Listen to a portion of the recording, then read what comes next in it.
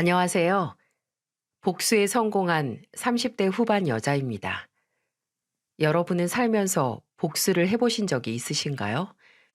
저는 얼마 전 제 인생에서 가장 통쾌한 복수에 성공했는데요. 원수는 외나무 다리에서 만난다더니 제가 딱 그랬습니다. 제게는 잊고 살기엔 분한 마음이 들끓고 그렇다고 찾아가 분풀이를 하자니 제 입이 더러워질 것 같아 가슴속 깊은 곳에 묻고 살았었던 일이 있었거든요. 그런데 어느 날 제 앞에 떡하니 나타나 이전처럼 절 막대하기 시작하는데 제가 한 번 당하지 두 번 당하겠어요? 그리고 제게는 누구보다 강한 흑기사도 있었으니 전 세상 무서울 게 없었죠. 그래서 저는 똑같이 복수해 주었는데요. 이제부터 제 통쾌한 복수 사연을 시작해 보겠습니다. 제게는 홀어머니와 여동생 그리고 남동생이 있습니다. 아버지는 안타깝지만 생사도 모르고요. 제가 기억하는 마지막 아버지의 모습은 할머니 옆에서 어머니를 모질게 뿌리치는 모습이었죠. 할아버지는 일찍 돌아가셔서 안 계셨는데 어머니께 들은 바로는 할아버지께서 어머니를 무척 아껴주셨다고 했습니다. 그런데 할머니께서는 아들을 낳기 전까지는 며느리로 인정할 수 없다 라며 어머니에게 처음부터 모질었다고 하셨죠. 그래서인지 저도 어렸을 적 기억이긴 하지만 확실한 한 가지는 할머니가 우리 어머니를 무척이나 괴롭히셨다는 겁니다. 그리고 저와 둘째 여동생도요. 할머니와 함께 살게 된 건 제가 10살 무렵 막내 동생으로 남동생이 생기면서부터였어요. 할머니와 같이 살기 전에 할머니는 저와 제 여동생을 보며 너희들이 남자였으면 네 엄마도 나한테 사랑받았을 텐데 너희가 여자로 태어나 너네는 물론이고 네 엄마도 며느리로서 사랑을 못 받는 거야. 라는 말을 자주 하셨습니다. 그때는 어린 마음에 그게 무슨 말인지 몰랐는데 남동생이 태어나고 우리 가족이 모두 할머니랑 같이 살면서부터 이해가 되더군요. 할머니는 아빠 제 남동생을 신 떠받들듯이 하셨는데 그 덕분에 어머니와 저 여동생은 하인이나 다름없을 정도였죠. 할머니는 심지어 기집애가 학교는 다녀서 뭐해? 라며 제 중학교 진학도 막으셨는데 우리 어머니께서 몇 날을 빌고 빌어 중학교도 겨우 다닐 수 있었던 기억이 있습니다. 제가 중학교 2학년이었을 때 저는 집안의 모든 상황이 파악되었고 매일 어떻게 하면 어머니가 할머니께 덜 혼이 나실까라는 생각만 하며 눈치를 보고 있었죠. 그런데 그 당시 10살이었던 제 여동생은 5살 어린 남동생과 차별 대우받는 걸 몹시 분하고 억울해하고 있었어요. 그러다가 결국 사건이 터졌습니다. 남동생이 가지고 놀던 장난감을 여동생이 모르고 밟았는데 그게 그만 부서진 거였죠. 제 남동생은 부서진 장난감을 보며 대성통곡했고 하필 그 상황을 할머니께서 다 보고 계셨어요. 할머니는 남동생이 울자 다짜고짜 제 여동생한테 온갖 욕을 하며 다가가셨어요.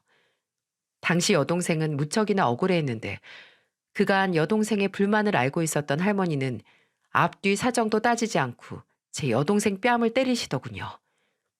그리고 그 모습을 본 어머니께서는 시집 와서 처음으로 할머니께 목소리를 내셨고요.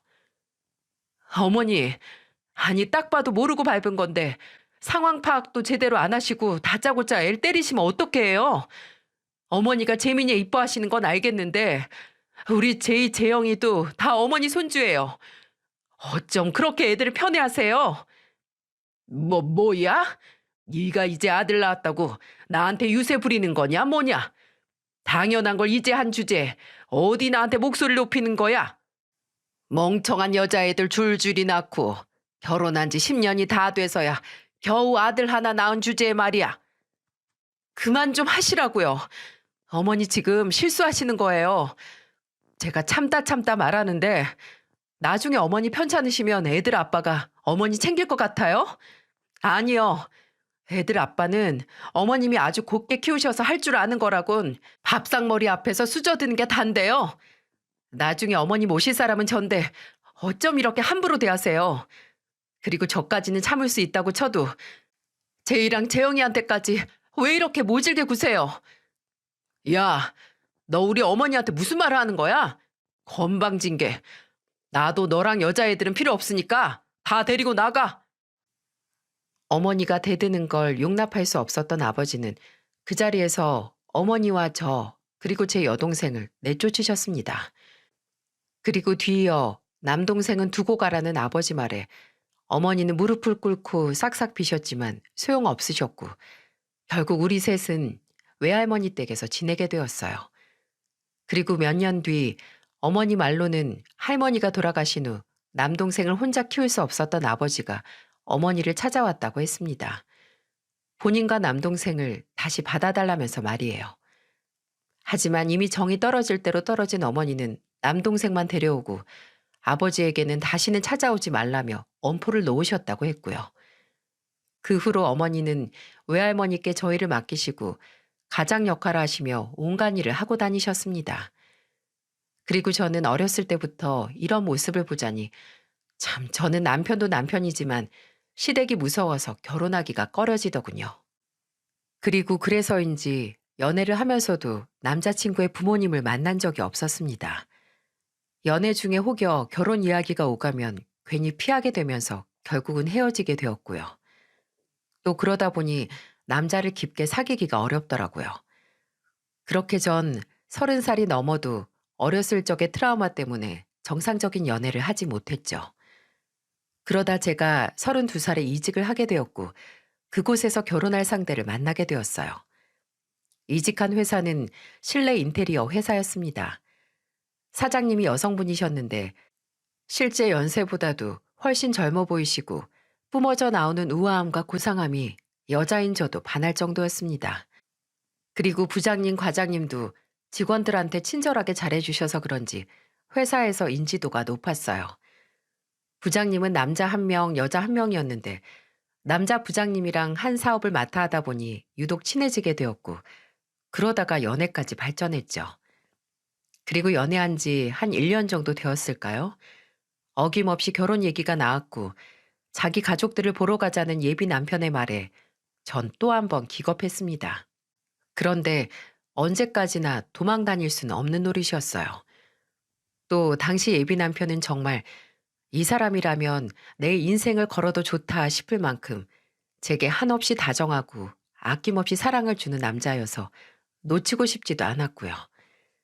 그래서 저는 큰 결심을 하고 예비 시댁에 방문하게 되었어요. 그런데 예비 시댁을 들어가자마자 저는 크게 놀랄 수밖에 없었습니다. 제이 씨 반가워. 이렇게 집에서 보니 또 색다르네. 대표님? 나도 반가워. 집이니까 직함 안 부르고 편하게 제이 씨라고 해도 되지? 부장님. 네, 예상하신 대로 제가 이직한 회사는 가족 회사였습니다. 대표님이 예비 시모였고 부장님이 예비 형님과 예비 남편이었죠. 성이 다 똑같긴 했는데 워낙 김씨가 많으니까 절대 가족이라고 생각하지 못했는데 순간 너무 놀라 들고 갔던 과일 바구니도 떨어뜨렸어요.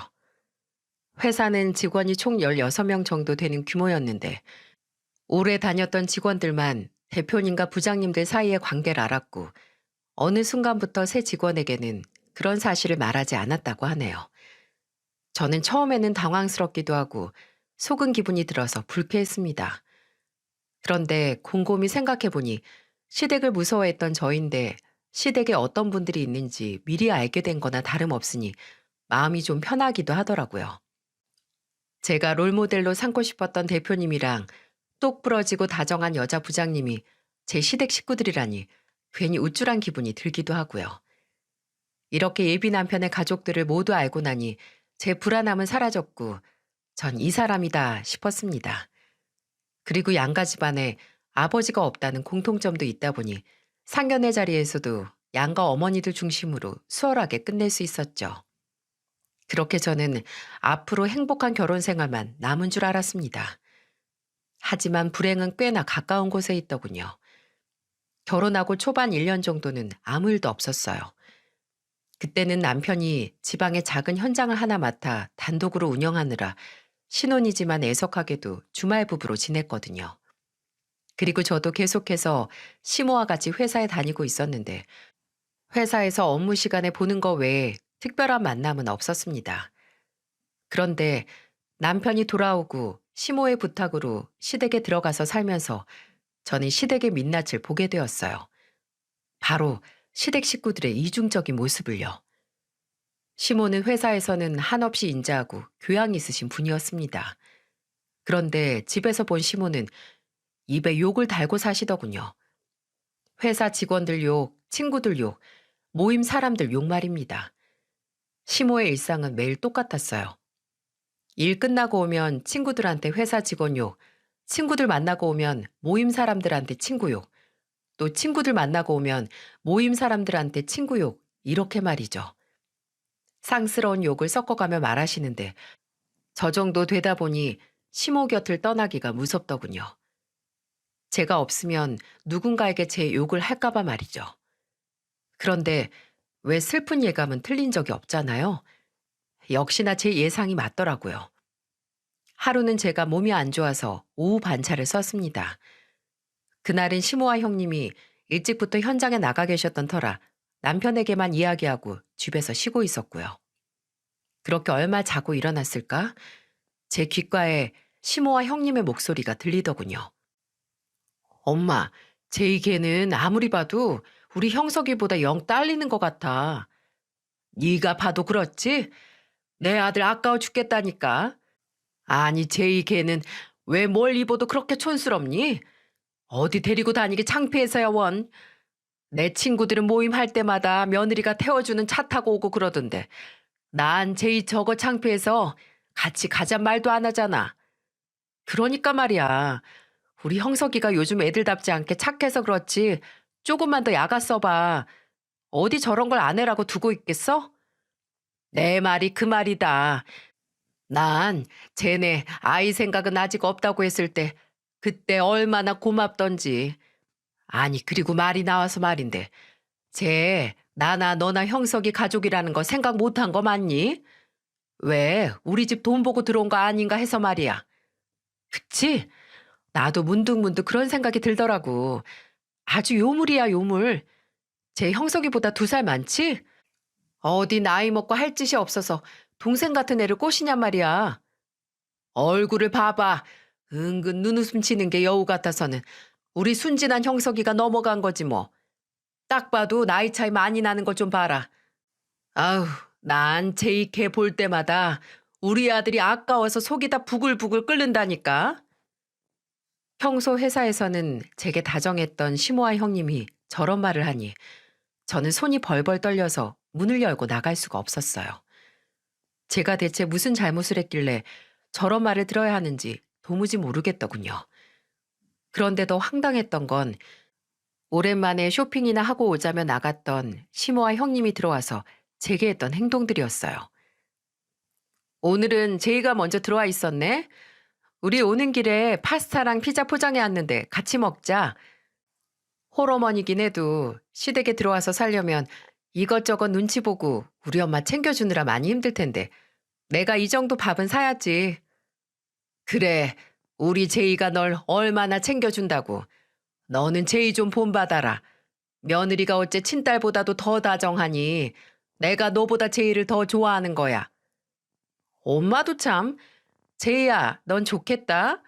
널 이렇게 좋아하는 시어머니가 있어서.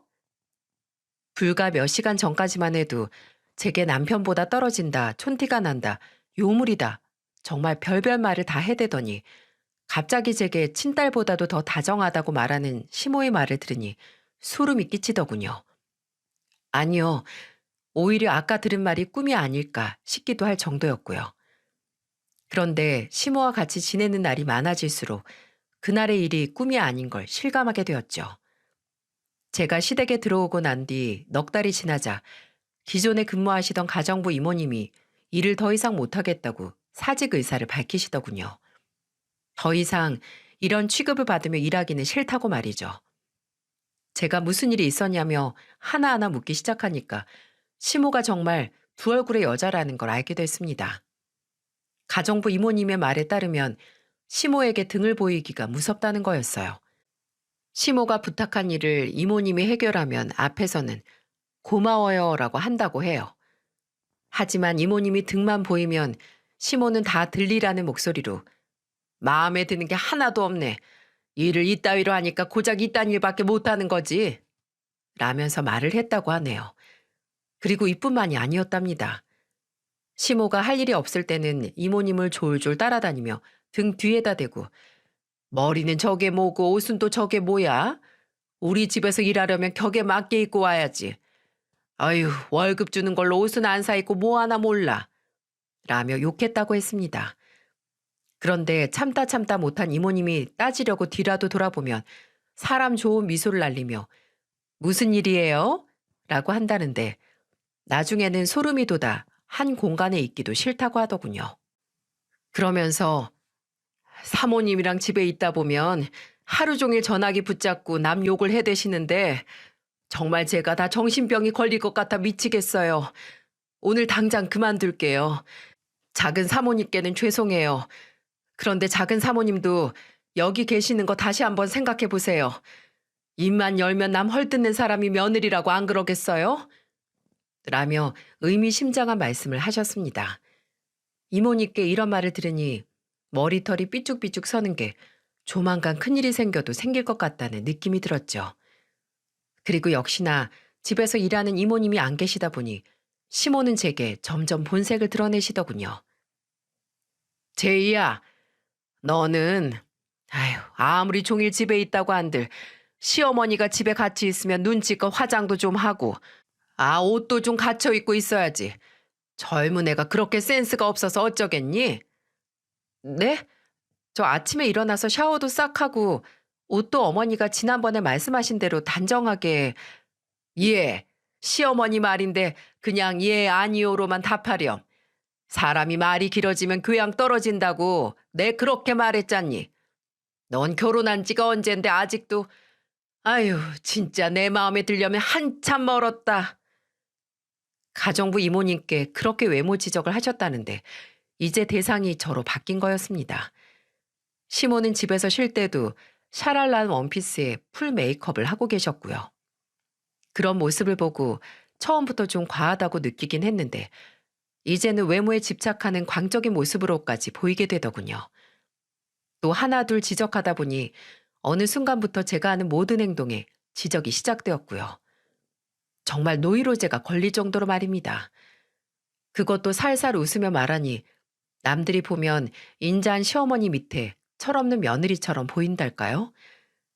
그때만 생각하면 정말 정신병이 안 걸린 게 신기할 정도였어요. 그리고 며칠 후 제게는 이전의 모든 것들은 아무것도 아닐 정도로 충격받는 일이 생겨버렸습니다. 그날은 저와 남편 그리고 시모 형님 도련님 다섯이 다 같이 캠핑장에 간 날이었고 동시에 이 집안 식구들의 진짜 모습을 알게 된 날이기도 하죠. 1박 2일짜리 캠핑이었는데 남들에게 사진 찍어 자랑해야 한다며 시모와 형님이 온갖 접시에 물컵 그리고 수저까지 잔뜩 챙겨오더군요. 그리고 가위바위보에서 진 제가 운 나쁘게 설거지를 담당하는 바람에 설거지하는데 꽤 많은 시간을 소비했습니다. 그러다 해가 졌고 설거지를 마친 후 시댁에 있는 텐트로 가는데 또 제 얘기가 들려오는 게 아니겠어요? 너 진짜 제이 어디가 마음에 들어서 결혼한 거야? 너 왜 엄마가 제이는 죽어도 안 된다고 했을 때 엄마한테 사정사정하고 그랬잖아. 무슨 이유가 있겠어? 멍청해서? 뭐? 멍청해서? 어, 그래야 나나 엄마 누나가 다루기 쉽잖아. 똑똑하고 기센 여자가 내 아내로 들어와 봐. 둘이 감당할 수 있겠어? 내가 이런저런 생각 다 해보고 고른 여자야. 그러니까 둘 다 입 조심해. 아직 엄마 집에서 같이 산 지 반년도 안 됐잖아. 벌써 괴롭힐 생각하지 말고 나중에 우리 집에 더 흡수됐을 때 그때 해. 아이라도 빨리 나오면 이 집을 더 못 나갈 텐데 아이를 늦게 낳고 싶어 해서 계획에 좀 차질이 있단 말이야. 아니 나이가 34살이면 하루라도 빨리 서둘러야 할 거 아니야? 그리고 아이를 낳아야 혼인신고도 하는데 왜 이리 다 내 뜻대로 안 되지? 역시 내 동생은 비상해. 엄마, 얘 말하는 거 들었지? 우리 말 잘 들으라고 제이 데려왔다잖아. 형식이 말대로 우리 당분간만 더 조심하자, 엄마. 아, 언제까지? 내 집에서 내가 편히 말도 못하니 영 불편해. 난 제이한테 제이야 하는 것도 소름이 끼친다고. 마음 같아선 야, 너 이렇게 하고 싶은데 말이야. 이거 괜히 우리가 잘못하면 회사에 소문이라도 다 날까봐 내가 마음이 다 조마조마해. 그럼 엄마, 이참에 제이 보고 집에서 쉬라고 할까? 아예 소문이 새어나갈 일 없게 말이야. 나도 제이가 내 조건에 다 맞는데 같은 회사 다니는 게 좀 불편하달까? 아무튼 그렇거든. 좋다, 좋아. 네가 잘 좀 꼬셔봐. 우리가 회사에서 이미지 관리를 얼마나 하는데 멍청한 며느리 하나 때문에 소문나면 그런 개망신이 또 어디 있니? 이런 말을 듣고 있자니 시댁이 어떤 집구석인지 확실히 알 수 있겠더군요. 또 시모와 형님은 이미 제 얘기를 안 좋게 한 적이 있어서 충격이 덜했는데 제 남편까지 거둘 줄은 상상도 못했습니다. 남 험담하기를 즐기는 시모와 형님에 이어 남편도 한통속이라고 생각하니 하늘이 무너지는 것 같았죠. 게다가 하필 많고 많은 이유 중에 멍청해서라뇨. 갑자기 할머니가 했던 말이 생각나 제 자존감은 바닥을 치고 있었습니다. 그리고 더 이상 멍청하단 소리를 듣고만 있을 수 없더라고요. 전 저희 어머니와 다르니까 말이죠. 지금 뭐라고들 하셨어요? 여보, 너 뭐가 어쩌고 어째? 내가 멍청해서 결혼했다고? 너 회사에서 사고 치는 거 그거 수습해 주는 게 누구인지 모르나 보지? 이건 형님도 마찬가지잖아요. 살다 살다 부장이란 직함 달고 본인 일도 제대로 못하는 바보 중에 상바보이신 분들이 대체 누구 보고 멍청하다는 건가요? 입이 있으면 어디 말을 해보세요. 뭐? 상바보? 너 말 다 했어? 아니요, 다 못했습니다. 제 말이 틀렸어요? 형님 어디 가서 부장이라고 말하고 다니지 마세요. 제가 다 창피하네요. 그리고 어머님 회사 굴러가는 건 어머니 자식들이 잘해서가 아니라 그 밑에서 자식들 문제 다 해결해주는 직원들이 똑똑해서예요. 뭘 알고나 운영하세요. 너 지금 내 자식들 무시하는 거냐? 아니, 일은 너희같이 따박따박 월급 받아가는 사람들이 하는 거지. 우리가 왜 하나하나 일해야 하는데? 안 그러니? 그리고 내 자식들이 얼마나 똑똑한데 윗사람이 일을 못하면 그건 다 아랫사람 잘못인 거야. 그러니까 네가 한 일들은 수습이 아니라 원래 네 일이라는 거지. 예, 어련하시겠어요. 회사에서는 세상 고상한 척, 직원들 위하는 척 하시더니 이제야 본색이 나오시나 봐요? 여보, 진정해. 내가 다 설명할게. 설명은 무슨 설명? 내가 지금까지 들은 게 설명 아니야? 나를 선택한 게 결국에는 네 엄마랑 누나 비 맞춰줄 여자 고른 거라 이거지? 너 같은 마마보이랑은 하루도 더 살 생각 없어. 여보. 저는 제 말을 끝으로 절 부르는 남편도 뒤로 한 채 그대로 차를 타고 시댁으로 짐을 챙기러 갔습니다. 시댁에 가는 동안 눈물이 어찌나 흐르던지 마치 할머니의 저주가 걸린 듯 했어요.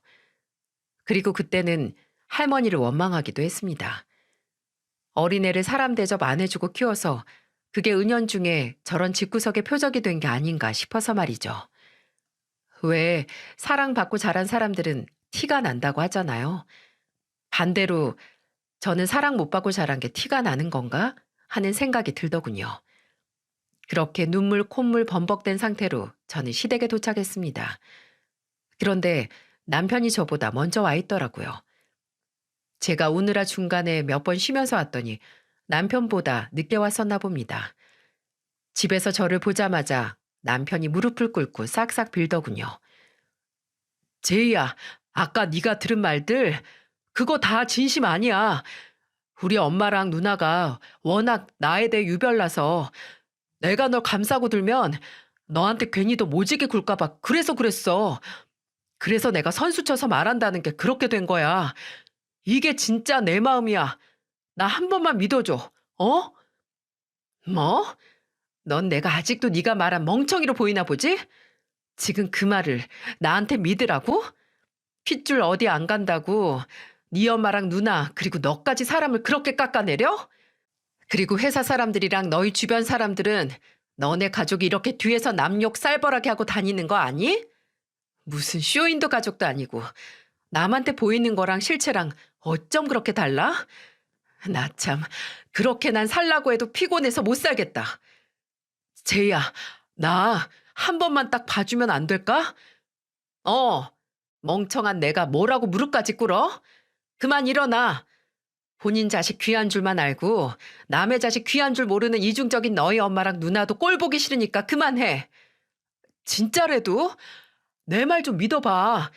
나 너 진짜 사랑해. 그러니까 이러지 마. 어? 내가 엄마랑 누나한테 다시는 너 욕 못하게. 우리 엄마랑 누나한테 밉보이면 회사고 뭐고 우리 내쫓길 판이란 말이야. 그래서 나도 비 맞추다 보니 그런 거고 다 우릴 위해서 그런 거래도? 진짜 찌질하다 찌질해. 네 말대로라면 그 두 사람 눈치 보느라 본인 마누라를 멍청하니 뭐니 그렇게 깎아내린 건데 그렇게 살면 넌 마음이 편하니? 아, 그리고 지금 와서 생각해보니까 내 욕을 그렇게 쌀벌하게 하시는 분들이 내 친정이라고 욕 안 하는 법 없겠네. 세상에, 내가 남자랑 시댁 잘못 만난 죄로 우리 가족까지 욕먹일 순 없지. 난 하루빨리 이 집에서 나갈 거야. 정말 너네 가족만 생각하면 소름 끼치고 치가 떨려. 사람들이 어쩜 그렇게 앞뒤가 다를 수가 있어? 그거 내가 장담하는데 그대로 돌려받을 거야. 안에서 새는 바가지 밖이라고 안 셀 것 같아? 다들 입단속하고 살라 그래. 그리고 어차피 우리 혼인신고도 안 했고 이 망할 집구석 들어오면서 신혼살림들도 이미 중고로 다 팔아버렸으니까 뭐 정리할 것도 없어. 너랑 나 이대로 갈라서면 그만이라고. 저는 이 말을 끝으로 제 바지를 잡고 애원하는 남편을 밀친 후 방에 들어가 문을 잠그고 옷들을 챙겼습니다. 그리고 짐을 다 챙겼을 때쯤 시계를 봤더니 새벽 4시더라고요. 제 결혼 생활이 이렇게 끝날 줄은 상상도 하지 못했는데 이런 어처구니 없는 상황을 겪게 되니 분한 게 치밀어 올랐는지 가슴을 퍽퍽 치며 대성통곡을 했습니다. 그리고 한편으로는 남편의 말을 믿어볼까 싶기도 했어요. 연애할 때는 한없이 다정했던 사람이어서 그랬는지 제가 캠핑장에서 들었던 남편의 말이 다 거짓처럼 느껴지기도 했거든요. 그런데 정말 콩 심은 데 콩 나고 팥 심은 데 팥 난다더니 그 말이 딱 맞았어요. 제가 며칠 뒤 회사에서 사직서를 내고 짐을 챙기러 간 날 회사 직원들이 절 보는 태도가 변했더라고요. 바뀐 분위기에 저는 군말 없이 제 짐만 챙기고 있었는데 저와 평소 친했던 직원이 제게 따로 좀 보자고 했습니다. 그래서 점심시간도 됐겠다. 그 직원과 둘이 카페에 갔죠. 이 직원은 회사 초창기부터 있어서 제 남편과 시모, 형님의 관계를 다 알고 있었어요. 그런데 글쎄 이 직원이 제게 뭐라고 했는지 아세요? 제이 씨, 아니 세상에 대표님처럼 며느리 사랑하는 시어머니가 또 어딨다고 그런 일을 저질렀어. 부장님들도 제이 씨만 보면 눈에서 꿀이 뚝뚝 떨어지던데 그런 사람들 배신하면 천벌받는 거야. 네? 그게 대체 무슨 말이에요? 제이 씨, 동창이랑 바람 폈다며? 이미 회사에 소문 쫙 났어. 부장님이 지방에서 일할 때부터 바람 피우고 있었다고. 아무리 주말 부부라고 해도 결혼한 지 얼마 되지도 않았는데 사람이 그러면 못 쓰는 거야. 그래도 제이 씨는 시댁 잘 만나서 이렇게 조용히 나가는 거지. 시댁이 나쁜 사람들이었어 봐. 이미 머리털이 다 뽑히고도 남았을걸? 부장님도 상처가 크신지 며칠간 출근 못 하셨어. 세상에, 제가 사람들한테 본인들의 정체를 다 말할까봐 겁이 났던 건지 시댁에서는 이미 회사 안에서 제 신뢰를 바닥으로 만들어놨던 거죠. 거기에 남편도 한몫 거들고요. 이런 일을 겪고 나니 정말 시댁과는 단 하루도 엮이고 싶지 않았어요. 여기서 제가 억울하다고 떠들어봤자 믿을 사람 한 사람도 없어 보였고 무슨 사이비 교주처럼 시댁 식구들을 떠받드는 회사 사람들도 저는 보기 싫었고요. 그래서 저는 회사 사람들이 그 집안 식구들한테 다 속고 있는 거예요.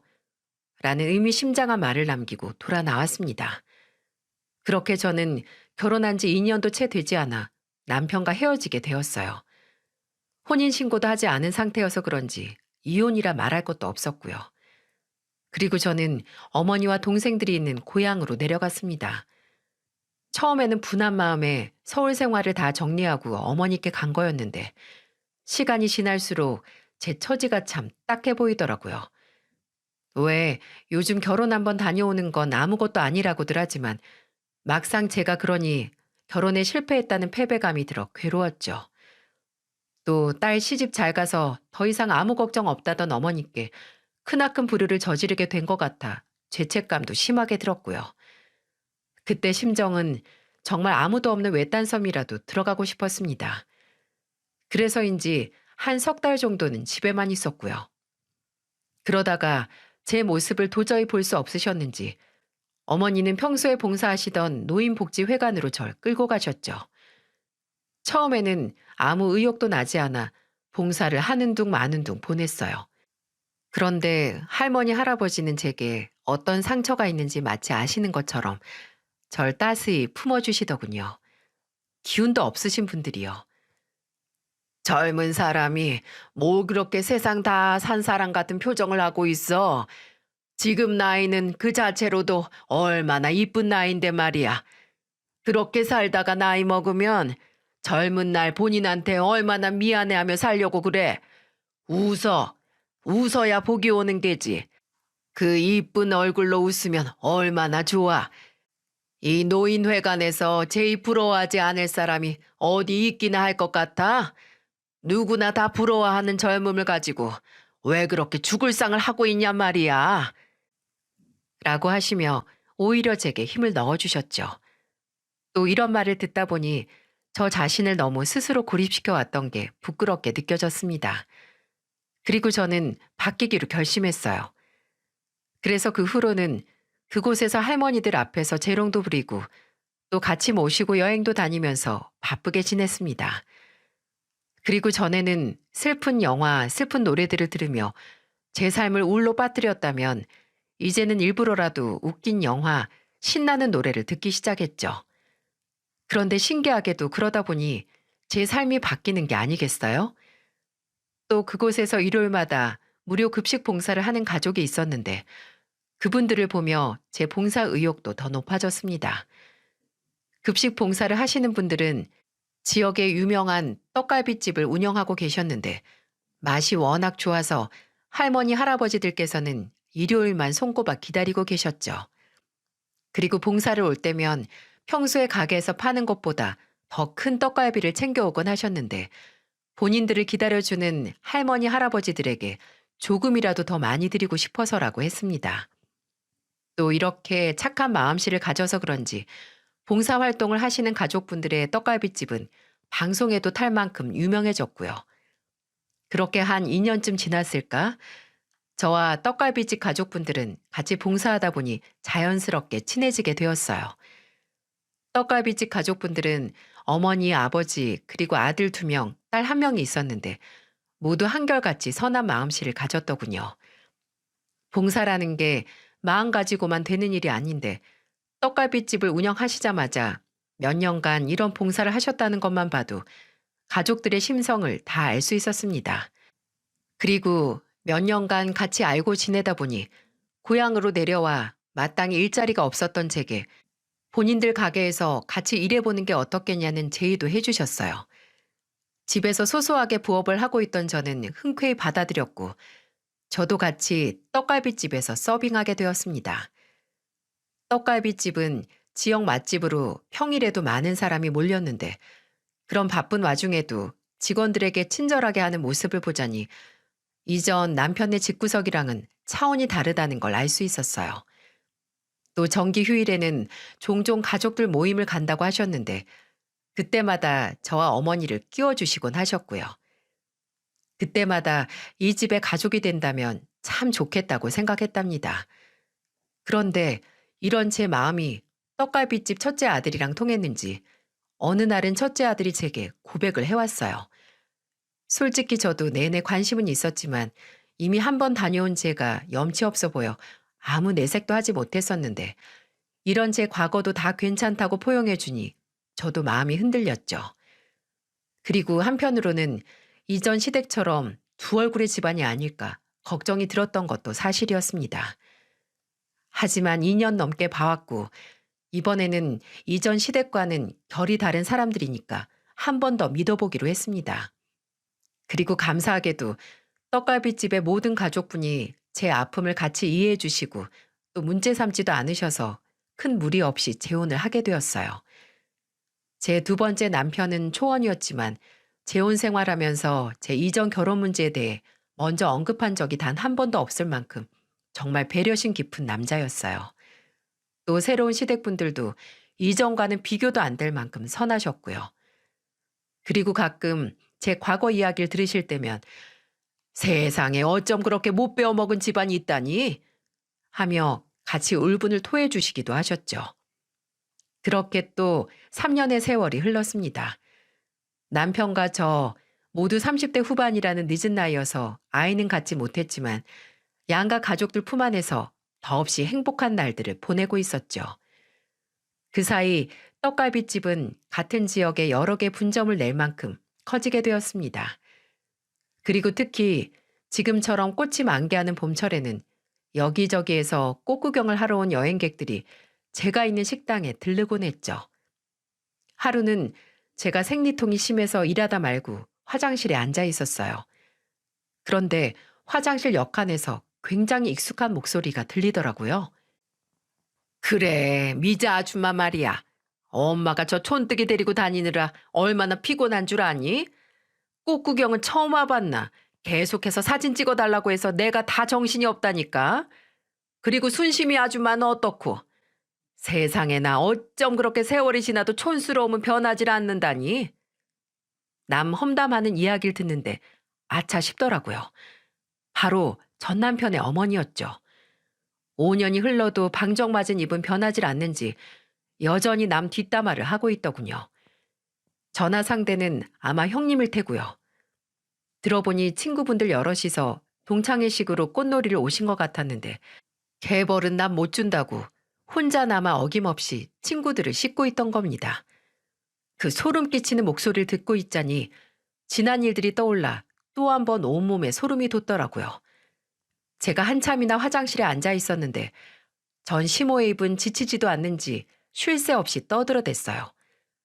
전 시모의 목소리를 듣고 있자니 생리통이 더 심해지는 기분이 들어 저는 먼저 밖으로 나왔습니다. 그리고 화장실 쪽을 계속 주시했는데 전 시모가 화장실에서 나와 앉는 자리를 보니 전 시모 포함 8명의 사람이 함께 있었어요. 화장실에서 제가 들은 이름이 7명이었는데 정말 한 명 한 명 다 욕을 하고 있었더라고요. 참 대단하다 싶었습니다.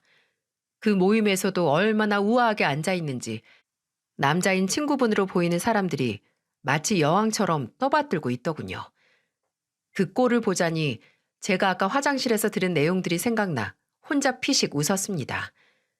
전 시모가 준비한 음식이 나오고 제 남편이 그 음식을 전 시모 자리에 가져다 드렸죠.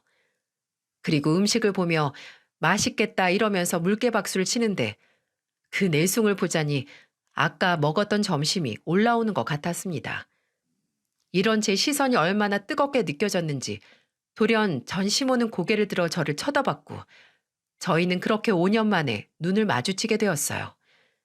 전 시모는 처음에는 놀란 토끼 눈을 했었는데 이내 예전에 절 하대하는 그 눈빛으로 돌아오더군요. 그리고 남편을 통해 저를 부르는 듯 했습니다. 남편은 제게 이리 와보라며 손짓했고 제 구역에서 저를 보자는 전 시모는 더 이상 무섭지 않았죠. 예, 너는 그렇게 호기롭게 나가더니 고작 한다는 게 떡갈비집 알바니? 그래, 너한테는 이런 게 딱 어울리지. 회사 대표 며느리가 가당키나 하냔 말이야. 예, 너 직업 참 잘 골랐다. 이게 딱 네 일이야. 뭐라고요? 어머니, 아니, 아줌마. 아줌마는 아직도 제가 아줌마 며느리로 보이세요?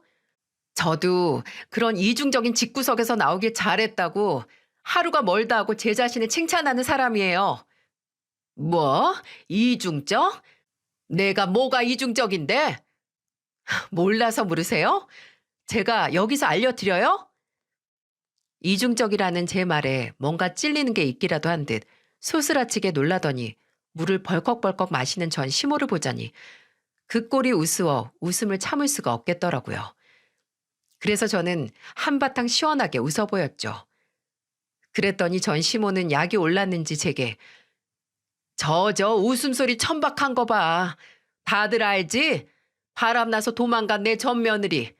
다른 남자 만나 도망가더니 고작 식당 일이나 하고 있고 내가 그때 내쫓길 잘했지.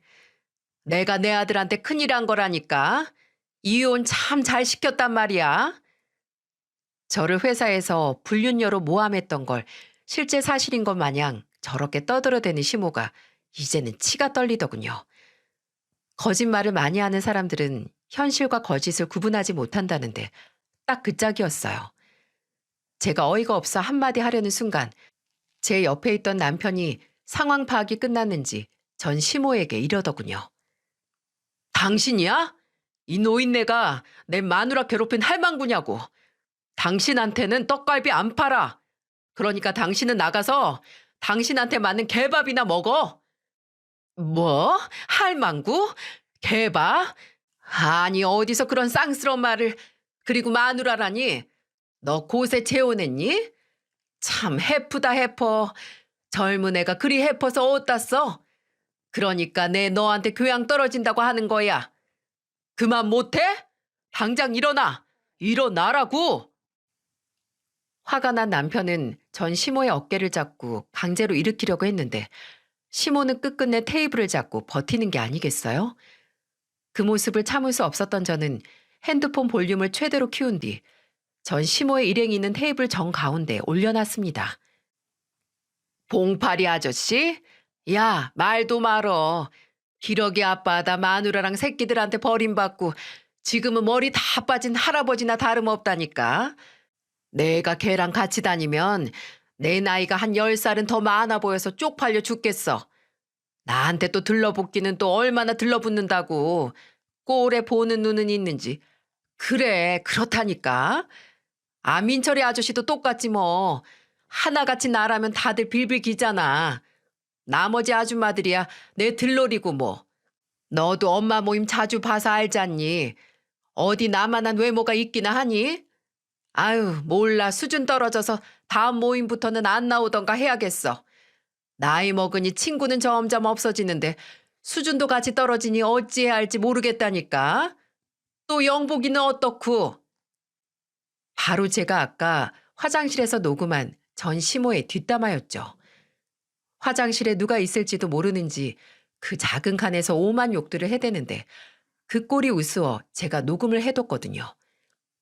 제가 한 녹음이 끝나기도 전에 전 시모는 제 폰을 가져다 후다닥 끄기 시작했는데 조작이 서툴렀던 전 시모는 결국 녹음 파일이 다 재생되고 나서야 핸드폰을 끌 수 있었죠. 그때 전 시모의 지인들 눈빛이 확 변하는데 제가 다 살벌해지더군요. 그때 순심이라고 추정되는 분이 전 시모에게 쏘아대더군요. 너 이 망할 기집애. 너 그 나이 먹고도 남 욕하는 버를 못 고친 거야? 뭐? 촌스러움은 변하질 않어? 너 그 더러운 주둥이도 변할 여지가 안 보이네. 넌 그렇게 네 친구들 발밑에 두고 골려 먹어야 속이 시원하니? 너 그 입방정 때문에 네가 운영하던 회사 직원들도 다 나갔다던데 그 말이 사실이구나. 우리라고 너 소문을 모를 줄 알아? 너 입 더럽기로 이미 소문 쫙 다 나 있어. 나이 먹고도 그러는 게 얼마나 정이 고프면 그럴까 해서 불쌍해서 데리고 다녀줬더니 이제는 지 딸년한테도 우리 욕을 하고 앉아있어? 예, 됐다 말어. 우리가 네 눈에 그렇게 보잘것없으면 아예 영 끊고 살자고. 너는 내가 그렇게 생활하면서 얼마나 힘들어했는지 뻔히 알면서 말을 곧다구로 해? 그러니 네 남편도 일찍이 자식 새끼 다 내팽개치고 도망간 거야. 너 같은 여편네랑 살기 싫어서 말이야. 세상 남 아픔을 그렇게 헐뜯다니. 넌 천벌을 받고도 남지. 돌아가면서 한마디씩 하던 친구분들은 이내 전 시모만 내버려 두고 차를 타고 휙 가버리더군요. 전 시모는 혼자 남아 제게 온갖 욕설을 퍼부어댔는데 제 새로운 시부모님과 남편이 나서서 전 시모를 밖으로 내쫓으셨죠. 그러곤 길바닥에서 장난감 사달라고 쪼르는 애들처럼 다리를 구르며 대성통곡을 하다가 1시간 뒤쯤 형님이 와서 데리고 갔습니다. 형님 품에 안겨 도망가듯이 사라지는 시모를 보자니 얼마나 통쾌하던지요. 나중에 전 시댁 식구들이랑 친하게 지냈던 회사 동료였던 분께 연락드려 봤더니 제가 회사를 그만두는 날 회사 사람들이 그 집안 식구들한테 다 속고 있는 거예요. 라고 말했던 게 무슨 말이었는지 알 것 같다고 하더군요. 제가 떠나고 2년 정도 후에 전 시댁의 민낯이 회사에 공개가 되었고 그걸 안 회사 직원들은 동시에 사직서를 쓰고 나갔다고 하면서 말입니다. 갑자기 직원들이 모두 그만두니까 월급에 퇴직금 그리고 무엇보다 일할 사람이 없어 회사가 하루아침에 망했다고 하네요. 지금 전 시댁은 뿔뿔이 흩어져 각자 살아가고 있는데 전 시모와 형님은 있던 집도 내놓고 둘이 원룸에서 지내고 있는 것 같다고 했습니다. 그리고 제 전 남편은 부잣집 여자와 재혼을 하긴 했지만 대릴 사이로 들어간 데다가 온갖 무시당하며 하루하루 버티고 있다면서 말입니다.